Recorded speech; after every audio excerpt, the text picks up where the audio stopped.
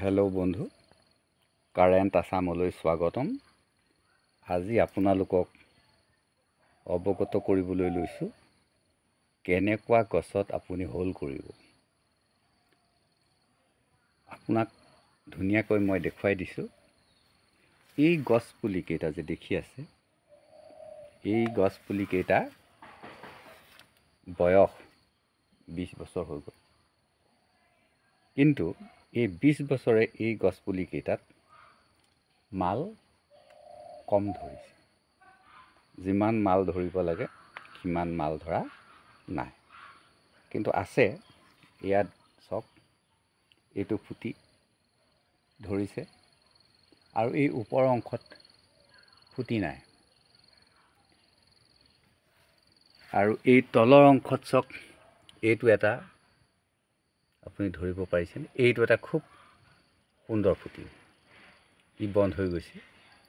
এতিয়া এই ফুটিটোৰ ওপৰত ডিপেণ্ড কৰি গছডাল 10,000 টকা দিবলৈ তেওঁলোক অমান্তি হ'ব। দুটা ফুটি আছে, এইটো এটা আৰু এইটো এটা। এই গছজোপাত আৰু ফুটি থাকিব লাগিছিল।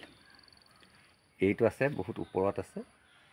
তাৰপাছত আপোনাৰ ওপৰলৈ ফুটি একদম নাই, দেখিছেনে? এতিয়া এই গছজোপাত আপুনি হোল কৰিব পাৰে। এই গছজোপাত আপুনি যেতিয়া হোল কৰিব, কেনেকৈ কৰিব? প্ৰত্যেকজোপাত হোল কৰাৰ প্ৰচেছ বেলেগ হয়। এই গছকেইজোপা আপুনি চাওক, এই ফুটাটো দেখিছে ন, ব্লেক, এইটো এটা ব্লেক হোল। এই গছজোপাত আপুনি ব্লেক হোলেই কৰিব লাগিব। আচ্ছা, ব্লেক হোল কেনেকৈ কৰিব? ব্লেক হোল কৰিবলৈ হ'লে মই আগত ভিডিঅ'ত কৈ আহিছোঁ যে আপুনি এডাল 4 সিৰিয়া দীঘল লোহা আপুনি কমাৰৰ ওচৰত বনাই আনিব লাগিব। টিক টিককৈ জোঙা আৰু 4 সিৰিয়া।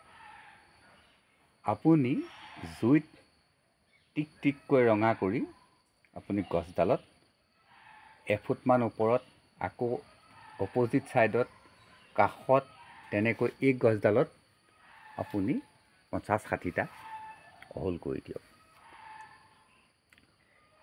তেতিয়া আপোনাৰ বেপাৰীজনে আহি এই হোলটো প্ৰকৃততে পোকে কৰা হোল, এই হোলটো বন্ধ হৈ যাব। ঠিক তেনেকৈ ওপৰৰ হোলখিনিও বন্ধ হৈ যাব। কিন্তু আপুনি অলপ ছিষ্টেমত দিব লাগিব। যেতিয়া নেকি আমাৰ 50,000 টকীয়া গছ এডালো 10,000 টকা বা 5,000 টকাত তেওঁলোকে লৈ যাবলৈ বিচাৰে, আমিও সেই গছডাল বনাব লাগিব আৰু তেওঁলোকক বিক্ৰী কৰিব লাগিব। কাৰণ গছডালত লোকচান যে তেওঁলোকৰ নহয় সেইটো নিশ্চিত। কাৰণ এই পুলিটোৱেও তেওঁলোকক হয়তো 2 লাখ টকা পৰ্যন্ত উপাৰ্জন কৰি দিব পাৰে। আৰু আপুনি যিখিনি হোল কৰিব, সেই প্ৰত্যেকটো হোলতে যে কিছু কিছু মাল সৃষ্টি হ'ব সেইটো নিশ্চিত। আপুনি যিমান পাৰে সিমান ঠাহিব পাৰে, কিন্তু তেতিয়া আপোনাৰ সিহঁতি যেতিয়া গম পাই যাব যে এইখিনি মানুহে কৰি দিয়া, তেতিয়া কিন্তু আপোনাৰ মূল্যমানটো কমি যাব। গতিকে আপুনি এফুট, 2 ফুট, 1.5 ফুট, আকৌ কিছু দূৰ নকৰিলে, আকৌ ওপৰলৈ দিলে তেওঁলোকে এনেকৈ চাই গম পাই যাব। বেছিকৈ চাই নাথাকে, কাৰণ বেছিকৈ চাই থাকিলে তেওঁলোকে গম পাই যাব, মানুহে মানে গম পাই যাব গৃহস্থই যে গছডাল সিহঁতি ভালকৈ চাইছে। যে এইটো ফুটি আছে, চাওক, এইটো ধুনীয়া ফুটি এটা আছে। ইয়াৰ ওপৰত যদি আপুনি 3টা হোল কৰি দিয়ে, এইটো স্বাভাৱিকতে হোল আছেই, আৰু 2টামান আপুনি মাত্ৰ বহাই দিয়ক। মানে আপোনাৰ গছজোপাত যদি 10টা হোল আছে, আপুনি 12টা কৰি দিয়ক। তেতিয়া আপুনি গছডালত দাম পাব আৰু তেওঁলোকৰ লোকচান নহয়। কিন্তু এই গছডাল যদি আপুনি ৰাখি থৈ দিয়ে, এই গছডাল শকতো নহয় আৰু ইয়াক মালেও নাখায়, মানে পোকেও নাখায়। কেলৈ নাখায়? এই গছডাল বুঢ়া হৈ গৈছে, ইমান বুঢ়া হৈ গৈছে যে এই বুঢ়া গছডালত আৰু পোকে খাবলৈ মন নকৰিবও পাৰে।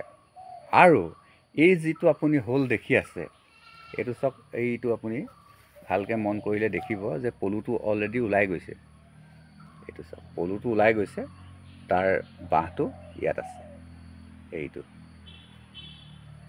হোল চাওক, এই হোলটো এজ ইট ইজ আপুনি এনেকুৱা হোল বনাব লাগিব। চাই লওক, আপুনি এজ ইট ইজ এনেকুৱা হোল বনাব লাগিব, মানে যাতে ক্ৰেতাজনে পতিয়ন যাব লাগিব যে এইটো পোকে কৰা। মানে পোকে কৰা হ'লে কি হয়, সি মধ্যভাগ খাই খাই খোলা কৰি দিব। কিন্তু আপুনি কৰা হোলটোত মাত্ৰ সেই হোলটোৰ চাৰিওকাষেহে কিছু মাল ধৰিব। কিন্তু পোকে খালে তাৰ ভিতৰটো মধ্যাংশটো খাই খাই সি 1 foot 1.5 foot 2 foot 4 foot 5 foot পৰ্যন্ত ভিতৰলৈ মালটো বোৱাই পঠিয়াব। যিহেতু সেই লেলাৱতীখিনি তাৰ ভিতৰত থাকিব আৰু সেইখিনিত ভাইৰাছে খুব আক্ৰমণ কৰিব। ভাইৰাছখিনি ক'ত থাকে? লেলাৱলীত থাকে নেকি? লেলাৱতীবিলাকত নাথাকে, পোকটোৰ গাতো নাথাকে। ভাইৰাছখিনি থাকে এই সাঁচি গছতে। যিখিনি ভাইৰাছে গছজোপাত মাল সৃষ্টি কৰে, সেই ভাইৰাছখিনি কিন্তু এই গছডালতেই থাকে। সেই ভাইৰাছখিনি ভিতৰলৈ প্ৰৱেশ কৰি যদি খাদ্য পায়, তেতিয়াহ'লে গছজোপাত মালৰ সৃষ্টি হয়। যদি খাদ্য নাপায়, সিহঁতি বংশ বৃদ্ধি কৰিব নোৱাৰি সেই ক্ষতস্থানবিলাকতে ৰৈ যায়। আপোনালোকক মই আকৌ কৈছোঁ যে পৃথিৱীৰ বিভিন্ন দেশত এই খেতিটো কৰি আছে, কিন্তু এই পোকটো নাই। এই পোকটো কেৱল মাত্ৰ অসমৰ কেইখনমান জেগাতহে আছে, কেইখনমান জিলাতহে আছে। গতিকে সেইটো য'ত আছে সেই মানুহখিনিৰ সৌভাগ্য। যেনে সোণ পৃথিৱীৰ মানুহে ব্যৱহাৰ কৰে, কিন্তু সোণৰ খনি চবতে নাই। ঠিক একেই কথা, খাৰুৱা তেল চবেই ব্যৱহাৰ কৰে, কিন্তু চব দেশতেই খাৰুৱা তেল নাই। ঠিক তেনেকৈ আগৰ আৰু আঁতৰ প্ৰাচ্যৰ সকলোবিলাক দেশেই ব্যৱহাৰ কৰে, কিন্তু সেইবিলাক দেশত নাই। গতিকে অত্যাধিক দাম দি আমাৰ ইয়াৰ পৰাই কিনি লৈ যাবলগীয়া হয়। কিন্তু অত্যাধিক দামটো নাপাওঁ আমি খেতিয়কে। আমি যেতিয়া খেতিয়কে অত্যাধিক দাম নাপাওঁ, উপযুক্ত দাম নাপাওঁ, তেতিয়াহ'লে আমি উপযুক্ত দাম পোৱাৰ ব্যৱস্থা কৰি ল'বই লাগিব। এজোপা গছত আমি লাখ লাখ টকা ল'বই লাগিব। আৰু এই গছডালত যেতিয়া আপুনি ইনকুলেশ্যন কৰিব, মানে মই কোৱা পদ্ধতিত হোল কৰিব, এই গছডালত কিন্তু আপুনি লাখ টকা নাপায়। আপুনি লাখ টকা পাবলৈ হ'লে আপুনি 5 লাখো পাব, কিন্তু তাৰ গোলাইটো 5 ফুট হ'বই লাগিব। কাৰণ এই গছজোপাত লাখ টকাৰ মাল নোলাব বুলি মই কোৱা নাই, কিন্তু মোক সেই লাখ টকাটো তেওঁলোকে নিদিয়ে। কাৰণ তেওঁলোকে বয়সস্থ এনেকুৱা গছবিলাক বিচাৰে, আৰু এই গছবিলাকতে প্ৰচুৰ মাল পোৱা যায়। হেল্ল' বন্ধু, আৰু সাঁচি গছৰ বিষয়ে বহুত ক'ব লগা আছে। মই লাহে লাহে কৈ থাকিম, কাৰণ আপোনালোকেও সাঁচি খেতি আৰম্ভ কৰিছে, কৰক, ৰুৱক। প্ৰথমে পুলিটো আপোনাৰ এনেকুৱা হ'ব, তাৰপাছত গৈ এনেকুৱা হ'ব, তাৰপাছত গৈ আপোনাৰ এনেকৈ ডাঙৰ হৈ গুচি যাব। এতিয়া চাওক, সাঁচি গছৰ ওচৰত আপুনি একেবাৰে কাষতেই গোবৰ দিবলৈ কোনো প্ৰয়োজন নাই। এইটো পুলি দেখিছে, এই পুলিটো তেলি সাঁচি। এই পোকটো সহজে ওলাই গুচি নাযায়। এই পোকটো মানে গছজোপাত সি একেবাৰে উপযুক্ত স্থান পাইছে, এনেকৈ বৈ যায়। মই বহুত ভিডিঅ'ত ক'লোঁ, গতিকে মই বঢ়াই নকওঁ। এইবোৰ পুলি কিন্তু ডাঙৰ হ'ব, ভাল পুলি।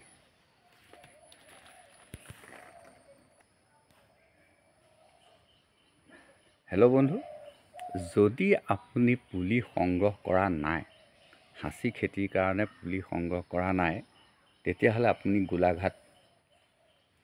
যেতিয়া গোলাঘাটলৈ যাব, ধুদৰ আলিয়ে বকলাই বুলি এডোখৰ জেগা পায়। সেই বকলাইত অলপমান তেলি সাঁচি আছে বুলি সম্ভেদ পোৱা গৈছে। কিন্তু সেই তেলি সাঁচি বহুত 15 আগষ্টৰ আগতেই উঠোৱাৰ ব্যৱস্থা কৰিছে। সেইখিনি জনসাধাৰণৰ মাজত বিলি কৰিবৰ কাৰণে উঠোৱাৰ ব্যৱস্থা কৰিছে। তথাপিতো শেষ নহয়, তেলি সাঁচি আছে বুলি মই গম পাইছোঁ, কিন্তু মই বিশ্বস্ত সূত্ৰে গম পাইছোঁ, মই নিজে যোৱা নাই। আপোনালোকে খবৰ কৰি চাব পাৰে। তেলি সাঁচি বুলি ক'লেই আপুনি চাব, তাৰ পাতটো হ'ব এনেকুৱা দীঘলীয়া, পাতটো হ'ব দীঘলীয়া, গাৰ বৰণ হ'ব এনেকুৱা। গাৰ বৰণটো মই ধুনীয়াকৈ দেখুৱাই দিছোঁ। তেলি সাঁচি এজোপা মই দেখুৱাই দিছোঁ, এইজোপা। কিন্তু এই তেলিখাচিজোপা এই যে ডালটো দেখিছে এই ডালটো কাটি পেলাব লাগিব সৰু সৰু ডালখিনি কাটি পেলাব লাগিব এতিয়া কাটিব হোৱা নাই এই গোটেই ডালখিনি কাটি পেলাব লাগিব মাত্ৰ এইখিনিৰ পৰা এইকণহে ৰাখিম ইয়াৰ মাত্ৰ এই 3টা ডাল থাকিব ওপৰত আপোনাৰ গছবিলাকো আপুনি তেনেকুৱাই কৰিব লাগিব কিন্তু এতিয়া নহয় ঠিক ঠাণ্ডা অহাৰ আগে আগে আপুনি আঘোণৰ শেষত আঘোণ মাহৰ শেষত ইয়াক কলম কৰিব পাৰিব যেতিয়ালৈকে পাতখিনি টিক টিককৈ কোলা হৈ থাকিব এতিয়া আপুনি পাতবোৰ দেখিছেনে এইফালে তলৰ পাতখিনি টিক টিককৈ কোলা আৰু ওপৰৰ পাতখিনি চক চাফা তাৰমানে ই পাত দিয়ে আছে যেতিয়ালৈকে ই কুঁহি পাত দি থাকিব তেতিয়ালৈকে ইয়াক আপুনি কোনো ডাল পাত কাটিব নোৱাৰিব কাৰণ এতিয়া যদি ডাল পাত কাটি দিয়ে তাক গ্ৰ' হোৱাটো বন্ধ হৈ যাব গতিকে এতিয়া যিমান পাত দিয়ে আপুনি পাত দিবলৈ দিয়ক ইহঁতে আহাৰ প্ৰস্তুত কৰি আছে এই পাতবিলাকে আহাৰ প্ৰস্তুত কৰি গছজোপাক যোগাৰ দি আছে গতিকে গছজোপাই পাত বৃদ্ধি কৰি গৈ আছে যেতিয়া এই পাতখিনি ওপৰৰ পাতখিনি যিখিনি চফা পাত দেখিছে এই পাতখিনি ক'লা হৈ যাব এই পাতখিনি ক'লা হৈ গ'লে আপুনি গোটেই গছজোপা চাফা কৰি দিব পাৰিব আৰু গোটেই গছজোপা যেতিয়া আপুনি চাফা কৰি দিব অহা বছৰ আকৌ গছজোপাই দুগুণ উৎসাহেৰে ই ডাঙৰ হৈ যাব আপুনি এটা কথা মন কৰক চাহ গছবিলাক একেবাৰে কাটি একেবাৰে পাত চাত সৰুৱাই নিচিহ্ন কৰি দিয়ে কিন্তু প্ৰচেছত সেই চাহ গছজোপাই আকৌ কেজিয়ে কেজিয়ে পাত দিয়ে মাত্ৰ 2-3 মাহৰ পিছৰ পৰাই কলম দিয়াৰ ঠিক একেই প্ৰচেছত আপুনি ইয়াক যিমানেই চাফা নকৰক কিয় ই বাঢ়িবই কেতিয়া বাঢ়িব চ'ত মাহৰ পৰা আকৌ বাঢ়িব পুহ মাঘ ফাগুন 3 মাহত ই একো কাম নকৰে চ'ত মাহত যেতিয়া পানী পাবলৈ আৰম্ভ কৰিব প্ৰথম পানীজাক যেতিয়া পাব তাৰপাছত ই হাও হাওকৈ গুচি যাব আৰু তাৰ আগত আপোনাৰ কিছু কাম আছে সেই কামখিনি হ'ল এতিয়া আপুনি এই সাঁচি গছবিলাকত একো সাৰ নিদিব কাৰণ পাতবিলাক দেখিছেনে সজীৱ হৈ আছে টিকটিকীয়া হৈ আছে এতিয়া এই সাঁচি গছবিলাকত কোনো আপুনি সাৰ দিয়াৰ প্ৰয়োজন নাই যদি আপোনাৰ জৈৱিক সাৰ আছে তেতিয়া আপুনি দিব পাৰে জৈৱিক সাৰ যদি দি দিয়ে এই পুলিটো কিন্তু আৰু ডাঙৰ হৈ যাব দুগুণে ডাঙৰ হৈ যাব কিন্তু যদি আপুনি ৰাসায়নিক সাৰ দিয়ে তেতিয়া 4 গুণ ডাঙৰ হৈ যাব কিন্তু ৰাসায়নিক সাৰ দিয়াৰ লগে লগে পুলিটোৰ আয়ুস কমি যাব আপুনি পুলিটো বেছি দিন ৰাখিব নোৱাৰে যেনেকৈ ব্ৰইলাৰ কুকুৰাবিলাকক মানে কৃত্ৰিম দানা খুৱায় সিহঁতক 45 দিনৰ ভিতৰত বিকি দিব লাগিব 45 দিনৰ ভিতৰত যদি সিহঁতক বিকি নিদিয়ে তেতিয়াহ'লে আপুনি কিমান খুৱাব সিমান খুৱাব নোৱাৰিব কাৰণ এটা 2.5 কেজি ওজন যেতিয়া হৈ যাব তাক ডেইলি 1 কেজি যদি খাবলৈ লাগে আপুনি কেনেকৈ খুৱাব তেতিয়া আপোনাৰ লষ্ট হৈ যাব ঠিক তেনেকৈ আপুনি যদি ৰাসায়নিক সাৰ দি এই পুলিটো 10 বছৰৰ ভিতৰতে এটা ব্যাকুম গছ হৈ যাব কিন্তু ব্যাকুম গছ হৈ যোৱাৰ লগে লগে সি ৰাসায়নিক সাৰ দিলে সি ৰাসায়নিক সাৰকে বিচাৰি থাকিব যদি আপুনি ৰাসায়নিক সাৰ দিয়াটো বন্ধ কৰি দিয়ে সি মৰি থাকিব কিন্তু আপুনি যদি জৈৱিক সাৰ দিয়ে আপুনি জৈৱিক সাৰ দিয়াৰ পিছত কি হয় এই বছৰ যদি জৈৱিক সাৰটো আপুনি দিছে আপুনি 3-4 বছৰলৈকে তাত জৈৱিক সাৰৰ সৃষ্টি হৈ থাকিব আপুনি 1 কেজি জৈৱিক সাৰ যদি প্ৰয়োগ কৰে 3 কেজি জৈৱিক সাৰ মাটিতে আকৌ সৃষ্টি হ'ব মানে জৈৱিক সাৰটো কি সিও এটা বেক্টেৰিয়া সৃষ্টি কৰে গোবৰখিনি নাখায় নহয় গোবৰখিনিত এটা বেক্টেৰিয়াৰ সৃষ্টি হ'ব সেই বেক্টেৰিয়াটোৱে খায় হেল্ল' বন্ধু আপোনালোকক মই যদি সক্ষম দেখুৱাম এই এডাল প্ৰকাণ্ড গছ লৈ গৈছে চাওকচোন এইডাল চাওক এইডাল এই গছ গাড়ীখন আপোনালোকে হয়তো মই দেখুৱালোহেঁতেন কিন্তু সৌভাগ্য নহ'ল মানে এডাল গছ নিছে 3 লাখ টকা মই সময়ে নাপালোঁ যাবলৈ ওলাই 3 লাখ টকাত এডাল গছ লৈ গৈছে মই গাড়ীখনত আপোনালোকক অলপ অলপকৈ দেখুৱাবলৈ সক্ষম হ'লোঁ কাৰণ যিহেতু মই বাগানৰ ভিতৰত সোমাই আছোঁ গতিকে মই ওলাই যাব নোৱাৰিলোঁ আপুনিও পাব তেনেকৈ লাখ টকা এজোপা গছতে 3 লাখ 4 লাখ টকা আপুনিও পাব তিনিও জোৰ সাঁচি গছৰ পৰা টকা লোৱাটো তেনেও জোৰ খালি কি লাগিব কিছুমান কৌশল লাগিব সেই কৌশলবোৰৰ ভিতৰত আপুনি একো কৌশল নকৰিলেও জৈৱিক সাৰ দিব লাগিব আৰু পুলিটোৰ গুৰিত এনেকৈ ধুনীয়াকৈ মাটি চাটি চপাই থ'ব লাগিব হেল্ল' বন্ধু চকুৰ আগতেই সাৰি গ'ল আপোনালোকক দেখুৱাব পৰা হ'লে খুব ভাল আছিলে যে এজোপা 3 লাখ টকাৰ গছৰ শকত কিমান হ'ব লাগিব মাল কিমান থাকিব লাগিব মানে ফুটি কিমান থাকিব লাগিব তাৰ চেহেৰা পাতি কেনেকুৱা দেখাব পৰা হ'লে খুব ভাল আছিলে। যদি মই আকৌ সুবিধা পাওঁ আপোনালোকক তেনেকুৱা গছ দেখোঁ।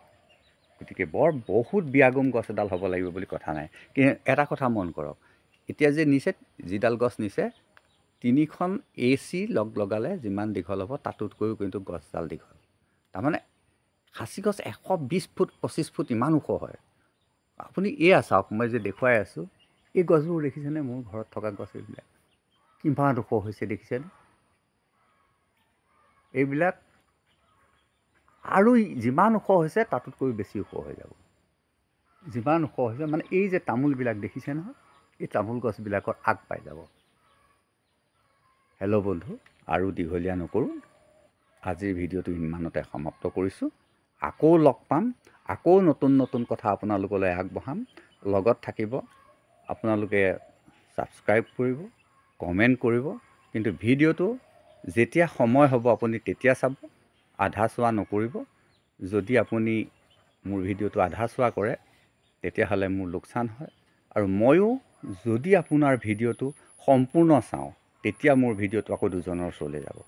মই যদি আপোনাৰ ভিডিঅ'টো আধা চোৱা কৰোঁ বা এনেই লাইক কমেণ্ট কৰি দিওঁ তেতিয়া কিন্তু মোৰ ভিডিঅ' কেতিয়াও গ্ৰ' নহয়। এইটো ডাঙৰ কথা। মই আপোনাৰ ভিডিঅ' চাব লাগিব, কমপ্লিট চাব লাগিব, তেতিয়াহে আপোনাৰ ভিডিঅ'টো গ্ৰ' হ'ব, মানে আপোনাৰ ওচৰলৈ মোৰ ভিডিঅ'টো পঠিয়াই দিব। নিশ্চয় ধৰিব পাৰিছে? আপোনাৰ ভিডিঅ'টো মই সম্পূৰ্ণ চালেহে মোৰ ভিডিঅ'টো আপোনাৰ ওচৰলৈ পঠিয়াই দিব। আৰু মই যদি আপোনাৰ ভিডিঅ'টো জাষ্ট লাইক আৰু কমেণ্ট কিবা এটা লিখি পঠিয়াই দিলোঁ, ফাৰ্ষ্ট টাইমটো মই আপোনাক নিদিলোঁ, তেতিয়াহ'লে মোৰ ভিডিঅ'টো আপোনাৰ ওচৰলৈ পঠিয়াই নিদিয়ে। গতিকে দিনটোত আপুনি 5টা হ'লেও আনৰ ভিডিঅ' চাওক, আপোনাৰ বন্ধুসকলৰ ভিডিঅ' চাওক, সম্পূৰ্ণ চাওক।